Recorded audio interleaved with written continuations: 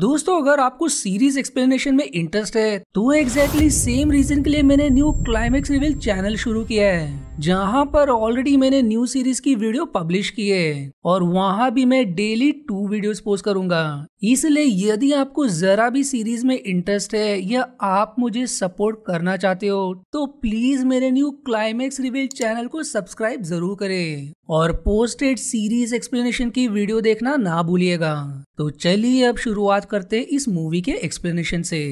Film की शुरुआत में हमें 1921 लंदन का समय दिखाया जाता है, जहां हम फ्लोरेंस को देखते हैं जो कि दरवाजे को खटखटाती है और तभी एक औरत दरवाजा खोलकर फ्लोरेंस से सवाल करती है कि क्या तुम तैयार हो, जिस पर फ्लोरेंस हाँ में जवाब देकर अंदर प्रवेश करती है, जहां वो देखती कि उस जगह पर कुछ लोग किसी तरह का रिचुअल करने के लिए इकट्ठा हुए हैं, जिसके बाद उन सभी के सामने एक दूसरी औरत अपना चेहरा ढक कर आती है और एक क्रो को पिंजरे से निकालकर मार दिया जाता है और फिर उसे एक टेबल पर रखकर उसको एक कांच के जार से ढक दिया जाता है, जिसके साथ ही वो सभी लोग रिचुअल को करना शुरू करते हैं। और कुछ ही पलों में हम देखते हैं कि उस क्रो की लाश अचानक से सड़ने लग जाती है, जिसमें से कीड़े भी निकलने लगते हैं और साथ ही एक औरत के सामने रखी मोमबत्ती अचानक से बुझ जाती है और उसे अपने सामने कांच में अपनी मरी हुई बच्ची दिखाई देती है, जो कि दरअसल इन्फ्लुएंजा बीमारी की वजह से चल बसी है। और अब हमें पता चलता है कि ये रिचुअल मरे हुए लोगों की आत्माओं से बात करने के लिए किया जा रहा है और वो औरत अपने बच्ची को देखते ही रो पड़ती है। लेकिन तभी फ्लोरेंस फुर्ती से उस औरत के पीछे से एक लड़के को पकड़ती है और उसके चेहरे से मास्क हटाती है, जो कि उस औरत की बच्ची के चेहरे ही जैसा था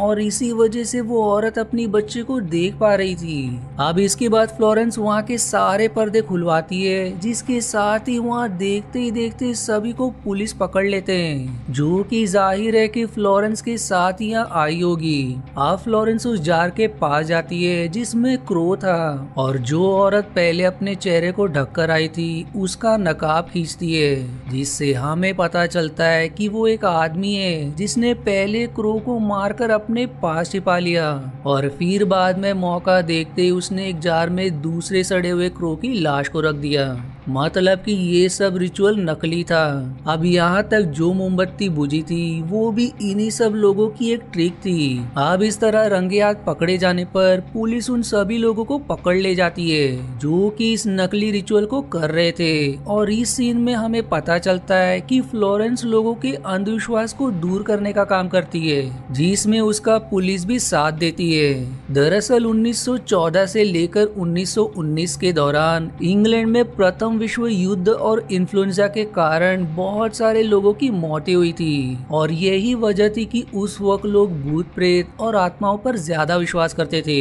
और इसी अंधविश्वास का कुछ लोग गलत फायदा उठाकर अपनी दुकान चलाते थे। इसलिए फ्लोरेंस इसी अंधविश्वास को खत्म करने के साथ साथ इस पर किताबें भी लिखा करती थी। अब अगले सीन में फ्लोरेंस से मिलने के लिए उसके घर एक रॉबर्ट नाम का आदमी आता है, जिसकी हाथ में फ्लोरेंस की लिखी हुई किताब थी। इसलिए फ्लोरेंस को लगता है कि रॉबर्ट उसका ऑटोग्राफ लेने के लिए आया है, इसलिए वो उस किताब को लेकर उसमें अपना ऑटोग्राफ देते हुए रॉबर्ट से सवाल करती है कि क्या आपको मेरी किताबें पसंद है। तो इस पर रॉबर्ट तुरंत कहता है कि उसे फ्लोरेंस की किताब बिल्कुल भी पसंद नहीं है, क्योंकि वो जो लिखती और मानती है वो पूरा सच नहीं है। इसके बाद रॉबर्ट अपने बारे में बताता है कि वो एक बोर्डिंग हॉस्टल स्कूल का टीचर है, जिसमें ज्यादातर अनाथ बच्चे ही पढ़ते हैं और वो फ्लोरेंस के पास इसलिए आया है क्योंकि उस स्कूल में 3 हफ्ते पहले एक बच्चे की रहस्यमय ढंग से मौत हो गई है, जिसे उस दिन एक बच्चे की आत्मा दिखाई दी थी, जो कि काफी साल पहले गोली लगने के कारण मर गया था जब ये स्कूल किसी का घर हुआ करता था। और रॉबर्ट चाहता था कि फ्लोरेंस इस रहस्य से पर्दा उठाए। इस पर फ्लोरेंस रॉबर्ट से सवाल करती है कि आपको कैसे पता चला कि वॉल्टर को उसी बच्चे की आत्मा ने डराया था। जिस बात पर रॉबर्ट फ्लोरेंस को स्कूल की हर साल की बच्चों की ग्रुप फोटो दिखाता है, जिसमें हर साल एक बच्चा ज्यादा रहता है जिसकी फोटो धुंधली आती है। जो सब समझने के बाद फ्लोरेंस रॉबर्ट से उसकी मदद करने के लिए मना कर देती है, लेकिन रॉबर्ट के जाने के बाद वो अपना मन बदल के रॉबर्ट के साथ स्कूल जाने के लिए तैयार हो जाती है, क्योंकि रॉबर्ट ने फ्लोरेंस से बताया था कि इस स्कूल में ज्यादातर जो बच्चे पढ़ते हैं वो सभी अनाथ हैं और फ्लोरेंस भी अपने माता पिता को खो चुकी है, इसलिए वो इस काम के लिए राजी हो जाती है। अब स्कूल पहुंचने पर फ्लोरेंस की मुलाकात वहाँ की केयरटेकर से होती है, जिसका नाम मॉड होता है। मॉड फ्लोरेंस से बताती है कि उसने फ्लोरेंस की सारी किताबें पढ़ी हैं और वो भी उसकी तरह भूत प्रेत पर विश्वास नहीं करती। यही वजह है कि मॉड ने रॉबर्ट को उसे लाने के लिए भेजा था, जिसके बाद मॉड फ्लोरेंस को स्कूल के अंदर लेकर जाती है, जहाँ फ्लोरेंस उस स्कूल के हेडमास्टर से मिलती है। हेडमास्टर फ्लोरेंस को अपना परिचय देते हुए उसे बच्चों का डाइनिंग रूम दिखाते हैं, जहाँ सभी बच्चे खाना खा रहे होते हैं। आगे हेडमास्टर रॉबर्ट और मॉड से फ्लोरेंस को पूरा स्कूल दिखाने के लिए कहते हैं, इसलिए रॉबर्ट और मॉड फ्लोरेंस को उस क्लास में लेकर जाते हैं जहाँ पर सबसे ज्यादा बार उस बच्चे के भूत को देखा गया था, और इसी क्लासरूम के बाहर ही वॉल्टर की लाश भी मिली थी। जिस बात को जानकर फ्लोरेंस उस जगह को देखने लगती है जहां वॉल्टर मरा हुआ पाया गया था। अब वहां फ्लोरेंस को वॉल्टर के खिलौने की आंख मिलती है, जिसके बाद मॉड फ्लोरेंस को लेकर वॉल्टर की क्लास में जाती है, जिस क्लास में मेलकॉम नाम के एक टीचर पढ़ा रहे होते हैं जो कि बहुत ही ज्यादा सख्त थे, और उनके इसी स्वभाव के कारण बच्चे उनसे डरते थे। जहां पर मॉड के रहने पर फ्लोरेंस बच्चों से सवाल करती है कि क्या वॉल्टर के अलावा यहाँ पर किसी और ने भी किसी बच्चे के भूत को देखा था, जिस पर एक लड़का हाथ खड़ा करते हुए बताता है कि उसने ऊपर के कॉरिडोर में उसे देखा था, जिसका चेहरा बहुत ही अजीब था।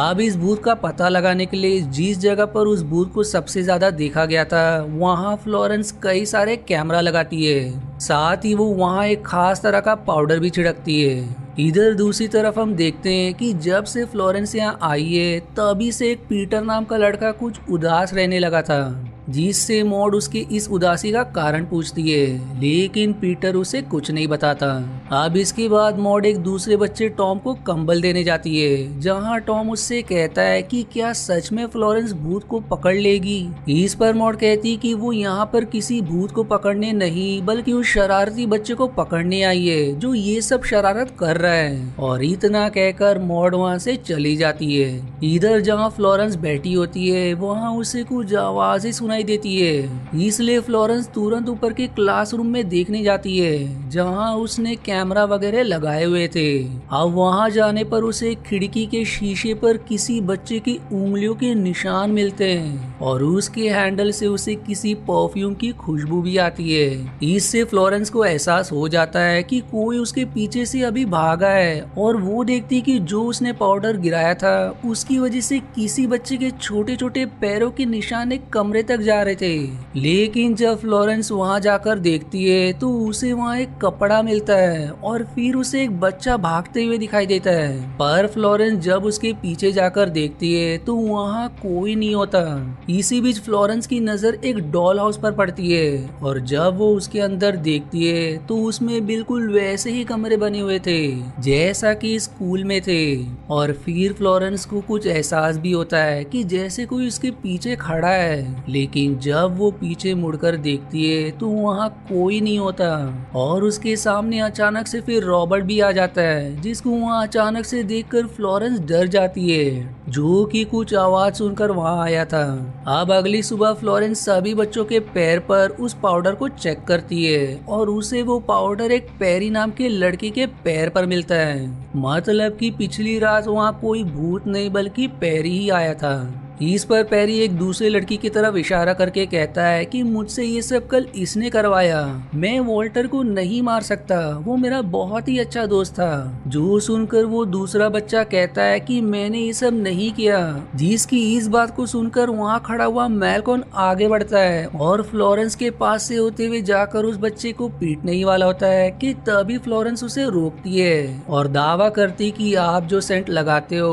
वैसे ही सेंट की महक मुझे कल रात उस कमरे में और साथ ही वॉल्टर के खिलौने से भी आई थी। दरअसल फ्लोरेंस के मुताबिक उस रात वॉल्टर जब टॉयलेट के लिए उठा था तब उसने अपना चश्मा नहीं पहना हुआ था और फिर एक बच्चे ने अपने ऊपर कपड़ा डालकर उसे डराने की कोशिश की, जो कि वॉल्टर को धुंधला दिखाई दिया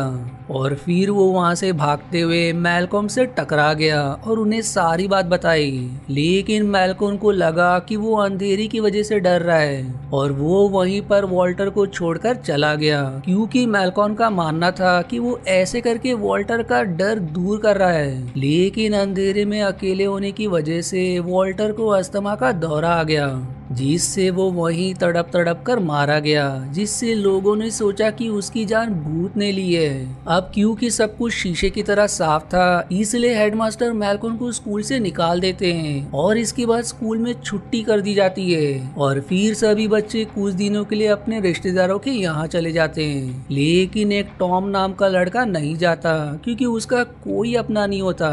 जिसके बाद फ्लोरेंस जब सिगरेट पी रही होती है तो उसका केस पानी में गिर जाता है और जब वो उसे निकालने के लिए पानी में देखती है तभी उसे किसी का हाथ दिखाई देता है, जिससे डरकर वो पानी में गिर जाती है, जहां से उसे रॉबर्ट बाहर निकालता है। इसके बाद हम फ्लोरेंस को मॉड और टॉम के साथ देखते हैं, जहां वो टॉम से सवाल करती है कि तुम्हें कोई लेने कोई क्यों नहीं आया। इस पर वो कहता है कि मेरे रिश्तेदार भारत में रहते हैं, जिन्हें यहाँ पहुँचने में करीब 3 हफ्ते लग जाते हैं। और फिर वो आगे बताता है कि भारत में बहुत सारे टाइगर पाए जाते हैं, क्या कभी तुमने टाइगर देखे? इस पर फ्लोरेंस कहती कि टाइगर तो नहीं, लेकिन उसने शेर जरूर देखे हैं। आगे वो शेयर करती कि जब वो बच्ची थी तब अफ्रीका में उसके माता पिता को एक शेर ने मार डाला था, लेकिन गांव वालों ने समय रहते उसे बचा लिया, पर उस शेर ने उसे कंधे पर एक चोट दे दी, जिसका निशान आज भी है। वहीं उसके माता पिता उसे मौसी कहकर बुलाते थे। जिसके बाद फ्लोरेंस नहाने के लिए चली जाती है, जहां उसे सामने के छेद से किसी की आवाज आती है और जब वो उसमें से देखने की कोशिश करती है तो उसको एक अजीब से बच्चे का धुंधला चेहरा दिखाई देता है, जिससे वो बुरी तरह से डर जाती है। और फिर वो अपने कपड़े पहनकर बाहर आती है, जहां उसे एक लड़का ऊपर भागते हुए दिखाई देता है, जिसका पीछा करते हुए फ्लोरेंस उसी डॉल हाउस वाले कमरे में पहुंच जाती है, जिसके अंदर झांकने पर फ्लोरेंस को दिखता है कि एक डॉल फ्लोरेंस की तरह एक दूसरे डॉल हाउस में झांक रही है और उसके पीछे फ्लोरेंस को किसी लड़के की डॉल खड़ी हुई दिखाई देती है। इसलिए फ्लोरेंस भी अपने पीछे मुड़कर देखती है, लेकिन वहाँ कोई नहीं होता। पर जिस दरवाजे से वो अंदर आई थी वो जोर जोर से अब हिलने लगता है। इससे अब फ्लोरेंस को समझ नहीं आता कि उसके साथ ये हो क्या रहा है। इसलिए वो रॉबर्ट के पास जाकर कहती है कि यहाँ पर अभी और भी कुछ है जो कि हमें पता लगाना पड़ेगा।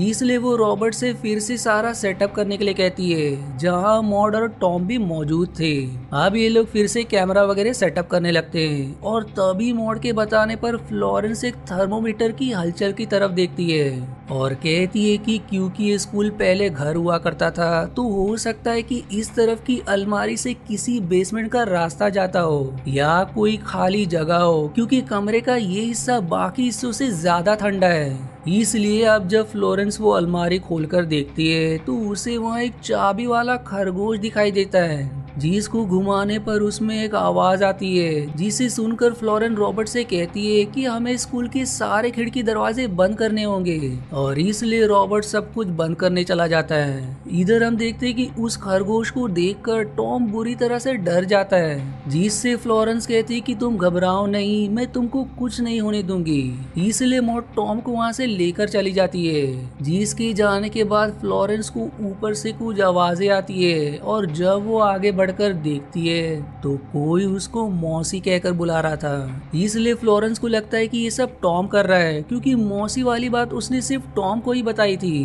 अब ऊपर पहुंचकर कुछ तारों से बचते हुए फ्लोरेंस आगे बढ़ती है, जो कि उसी ने वहां पर लगाए थे, ताकि यहाँ कोई आए तो उसका पैर इसमें पड़ने से उसकी फोटो खींच जाए। और तभी फ्लोरेंस को सामने से एक आदमी और एक औरत दिखाई देते हैं, जिस आदमी ने एक गन ली होती है और वो फ्लोरेंस को मारने के लिए उसकी तरफ बढ़ता है। इसलिए डर से फ्लोरेंस पीछे की तरफ जाती है और उसका पैर उन तारों से टकराता है। जिससे वहाँ उसकी फोटो खींचने लगती है। पर अगले ही पल वो आदमी गायब हो जाता है और वहाँ टॉम और मॉड आ जाते हैं, जिन्हें देखकर वो सोचती कि ये सब टॉम की शैतानी है। इसलिए वो उसे डांट लगाने लगती है, जिससे टॉम गुस्सा होकर वहाँ से चला जाता है। अब इसके बाद फ्लोरेंस रॉबर्ट से मिलकर उसे इन सब के बारे में बताती है और वहाँ कैमरा से खींची फोटो में से एक फोटो में उसको वही आदमी दिखाई देता है जो कि उसे गोली मार रहा था, जो देखकर फ्लोरेंस पूरी तरह से चौंक जाती है, क्योंकि वो इन सब बातों पर विश्वास नहीं करती थी। और फिर वो कुछ पल वही रॉबर्ट के साथ बिताती है। अब कुछ देर बाद रॉबर्ट को कुछ आवाजें आती है, जिन्हें देखने के लिए वो वापस स्कूल में जाता है। इधर दूसरी तरफ फ्लोरेंस को रास्ते में रॉबर्ट का ड्राइवर एडवर्ड मिलता है, जो कि मौका देखकर फ्लोरेंस के साथ जबरदस्ती करने की कोशिश करता है, क्योंकि उसने फ्लोरेंस को रॉबर्ट के साथ देख लिया था। पर तभी अचानक से एडवर्ड को एक बच्चे का भूत दिखाई देता है, जिससे वो एकदम डर जाता है। पर वहीं सही मौका देखकर फ्लोरेंस एडवर्ड को मारकर भाग निकलती है, जो कि स्कूल पहुंचकर रॉबर्ट को सब बता देती है कि उसने शायद गलती से एडवर्ड को मार दिया होगा, जो कि उसका बलात्कार करने की कोशिश कर रहा था। जो बात जानकर रॉबर्ट तुरंत एडवर्ड की लाश को ठिकाने लगाने के लिए जाने लगता है, जिसे जाते वक्त फ्लोरेंस कहती है कि तुम ये सब टॉम को ना बताना, क्योंकि इससे वो डर जाएगा। इस पर रॉबर्ट कहता है कि तुम किसकी बात कर रहे हो, यहाँ मेरे तुम्हारे और मॉड के अलावा और कोई भी नहीं है। और अब रॉबर्ट के इस जवाब से फ्लोरेंस को पता चलता है कि अभी तक वो जिस टॉम से बात कर रही थी वो जिंदा नहीं बल्कि वो उसकी आत्मा है। और फिर वो उसी डॉल हाउस के पास जाती है, जहाँ टॉम उसके पास आता है और वो कहता है कि वो यहाँ किसी भी बच्चे को नहीं दिखता। आखिर उसे वॉल्टर ने कैसे देख लिया ये उसे पता नहीं, लेकिन वो वॉल्टर को कोई नुकसान नहीं पहुंचाना चाहता था। दरअसल वॉल्टर ने टॉम को उसके असली रूप में उस दिन देख लिया था, इसलिए वो डर गया। जिसके बाद फ्लोरेंस टॉम से सवाल करती है कि आखिर उसके साथ ये सब क्या हो रहा है, जिस पर टॉम कहता है कि वो इस डॉल हाउस में देखे, जिससे उसे अपने सारे सवालों के जवाब मिल जाएंगे। और फिर टॉम इतना कहकर वहां से गायब हो जाता है और फ्लोरेंस भी डॉल हाउस में देखने लगती है, जिसके साथ ही हमें फ्लैशबैक के जरिए फ्लोरेंस का बचपन दिखाया जाता है, जब उसके पिता ने उसकी माँ को एक झगड़े के दौरान गोली मार दी थी, क्योंकि वो फ्लोरेंस की जगह एक लड़का चाहते थे। और हमें पता चलता है कि टॉम भी उन्हीं का एक बेटा था, लेकिन उसकी माँ उनकी नौकरानी थी, जो कि कोई और नहीं बल्कि मॉड ही थी। अब फ्लोरेंस अपनी पत्नी को मारने के बाद फ्लोरेंस को मारने के लिए उसके पीछे आते हैं और फ्लोरेंस इसी अलमारी में छिप जाती है,